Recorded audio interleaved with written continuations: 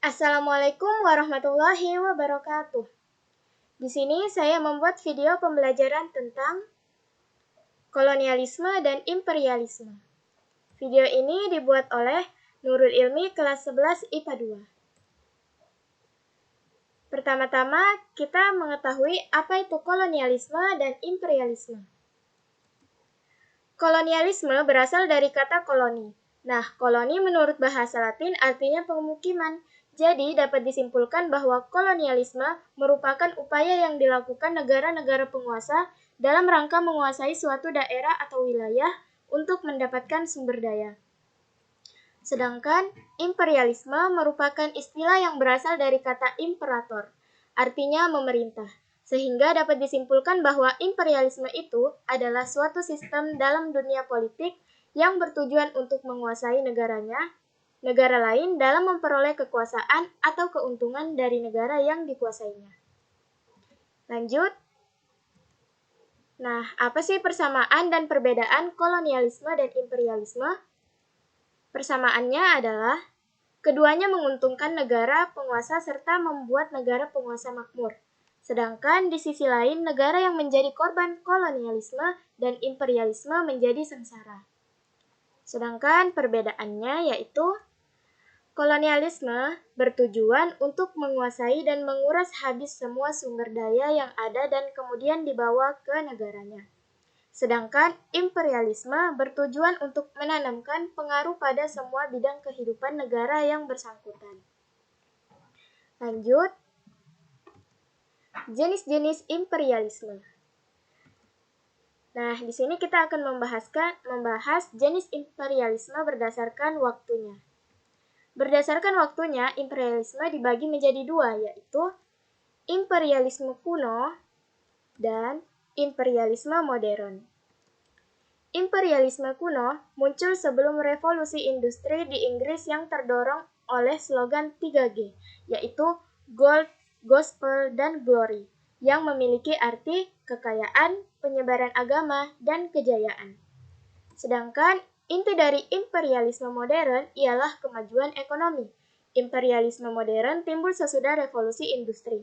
Industri besar-besaran akibat revolusi industri membutuhkan bahan mentah yang banyak dan pasar yang luas.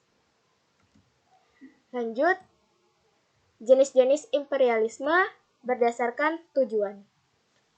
Terbagi menjadi 4 macam, yaitu imperialisme politik untuk menguasai seluruh kehidupan politik suatu negara, imperialisme ekonomi untuk menguasai sektor perekonomian negara lain, imperialisme kebudayaan untuk menguasai nilai-nilai kebudayaan suatu negara, dan imperialisme militer untuk menguasai negara lain karena dianggap memiliki wilayah strategis yang bisa memperkuat pertahanan.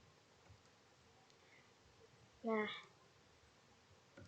mengapa bisa terjadi kolonialisme dan imperialisme? Nah, faktor utamanya yaitu adanya perang salib dan jatuhnya Konstantinopel oleh Turki Utsmani di tahun 1453. Saat itu, jalur perdagangan Asia Eropa ditutup sehingga bangsa Eropa mencari jalur yang baru untuk tetap melakukan perdagangan. Nah, sampailah ke bangsa Indonesia. Nah, jika masih belum jelas, perhatikan video animasi di samping. Video ini saya ambil dari YouTube Pahamivi.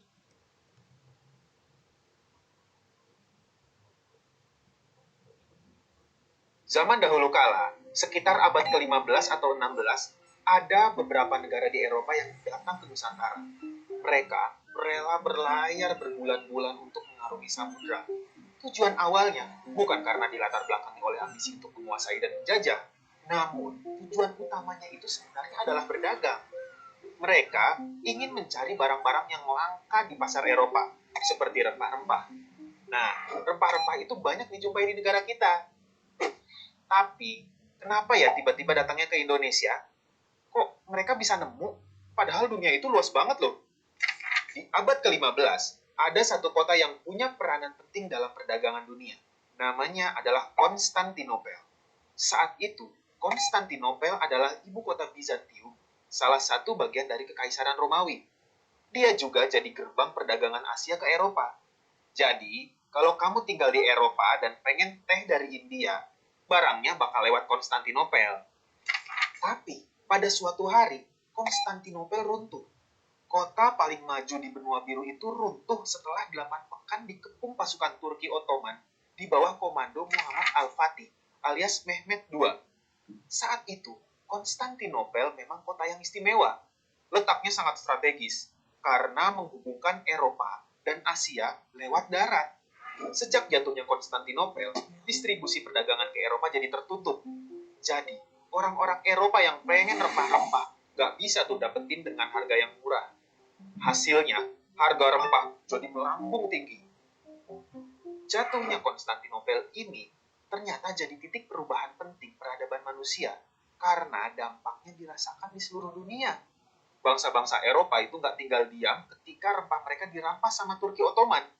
Mereka mencari jalan lain menuju kemasyuran yang jauh lebih besar. Jalan menuju sumber rempah itu sendiri. Disinilah dimulainya abad penjelajahan. Karena jalan lewat darat tertutup, akhirnya mereka mulai mengarungi samudera yang luas. Ini menjadi solusi bagi bangsa Eropa untuk mencapai Asia. Salah satu bangsa Eropa yang mengawali penjelajahan samudera adalah bangsa Portugis.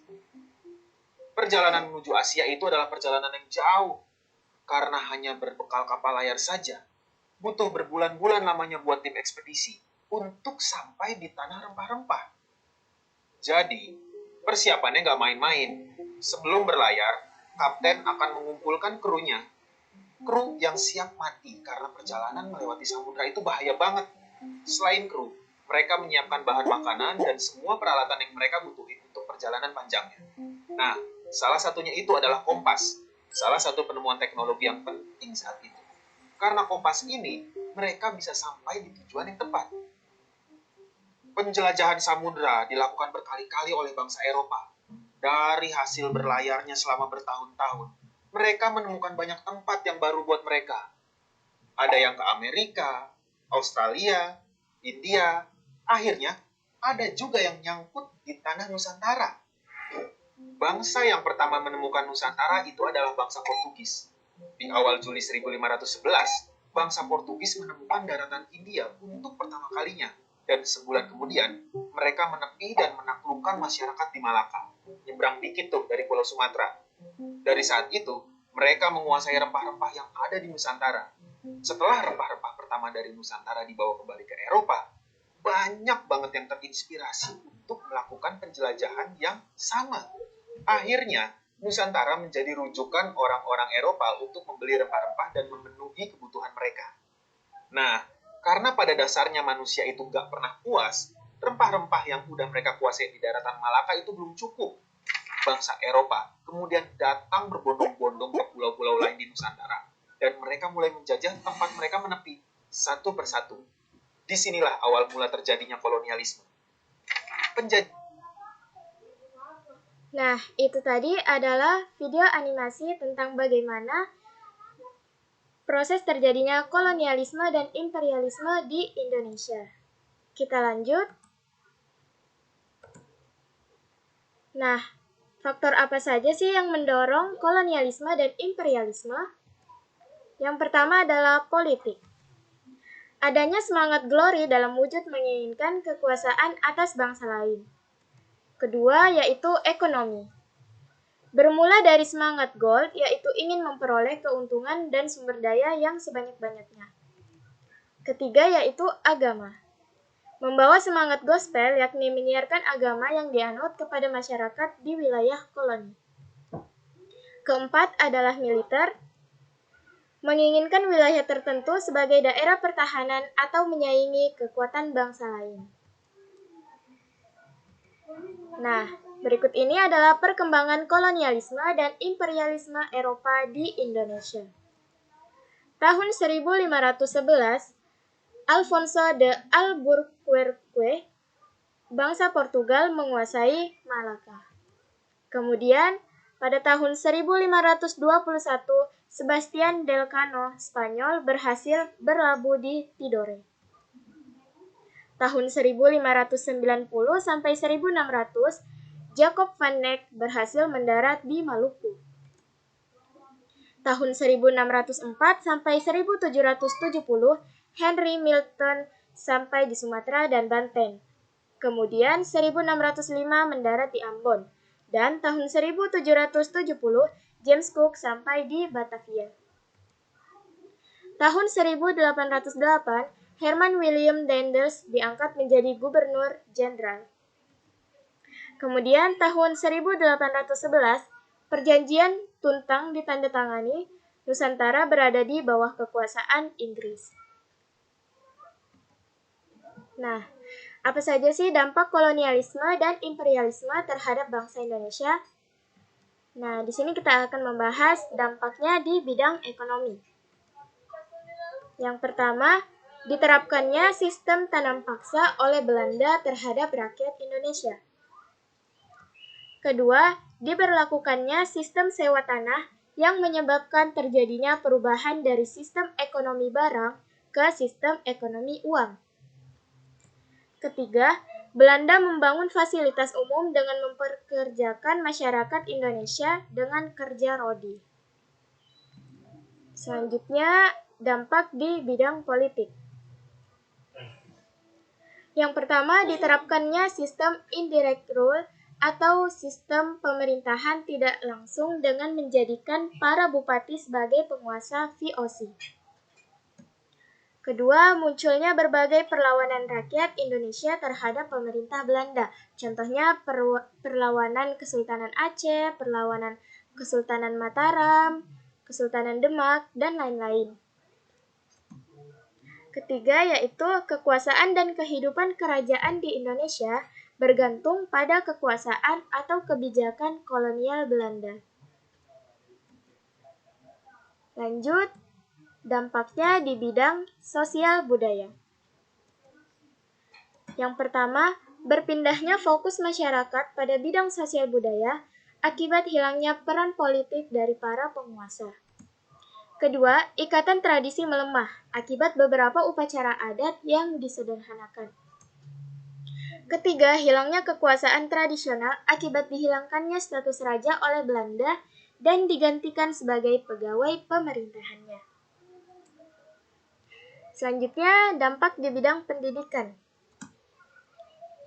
Nah, yang pertama munculnya golongan-golongan terpelajar di Indonesia, salah satunya Perhimpunan Pelajar-Pelajar Indonesia atau PPPI. Kedua, bangsa Indonesia bisa membaca dan menulis sehingga dapat menjadi tenaga kerja di perusahaan Belanda. Ketiga, bangsa Indonesia menjadi tahu tentang perkembangan yang terjadi di dunia luar, atau dalam artian dapat menambah wawasan.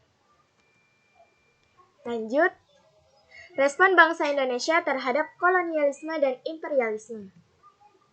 Nah, bangsa Indonesia pada kolonialisme dan imperialisme sangat dirugikan dalam bidang ekonomi maupun politik. Oleh karena itu, bangsa Indonesia melakukan perlawanan terhadap Portugis, VOC, dan pemerintahan Hindia Belanda. Berikut ini adalah contoh perlawanan rakyat Indonesia terhadap Portugis, VOC, dan pemerintahan Hindia Belanda. Dimulai dari perlawanan Kesultanan Aceh.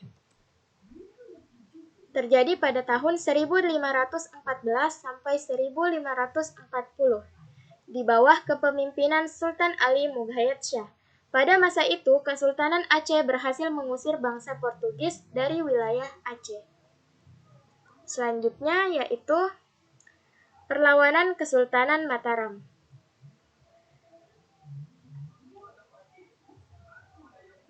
Awalnya, hubungan Kesultanan Mataram dengan VOC berjalan dengan baik, sampai-sampai Kesultanan Mataram mengizinkan VOC mendirikan benteng sebagai kantor perwakilan dagang di wilayah Jepara.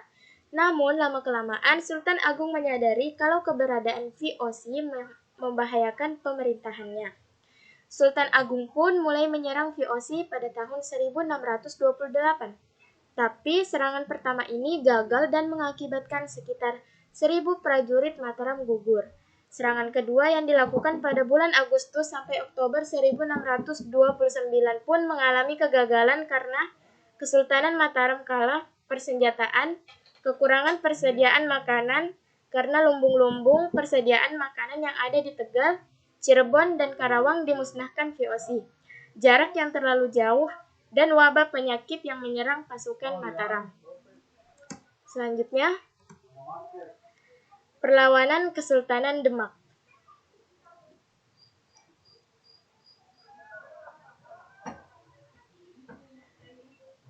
Di bawah pimpinan Sultan Trenggono, Kesultanan Demak menyerang Sunda Kelapa pada tahun 1526 dan berhasil menguasai wilayah tersebut.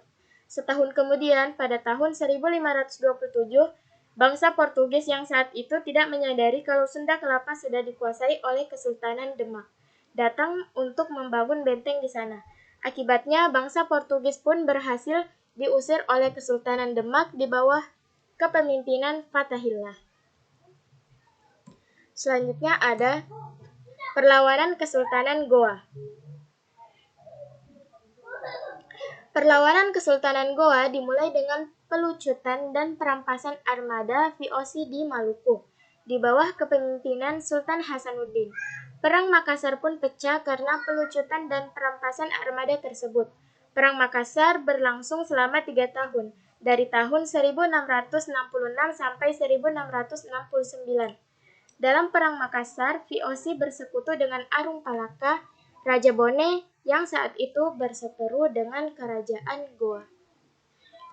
Selanjutnya ada perlawanan Kesultanan Ternate.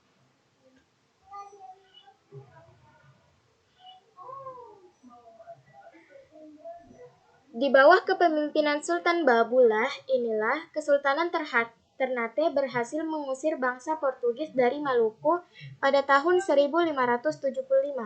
Bangsa Portugis yang terusir dari Maluku ini kemudian menyingkir ke Pulau Timor dan berkuasa di Timor Timur hingga menjelang akhir abad ke-20. Nah, cukup sekian materi tentang kolonialisme dan imperialisme. Saya ucapkan terima kasih.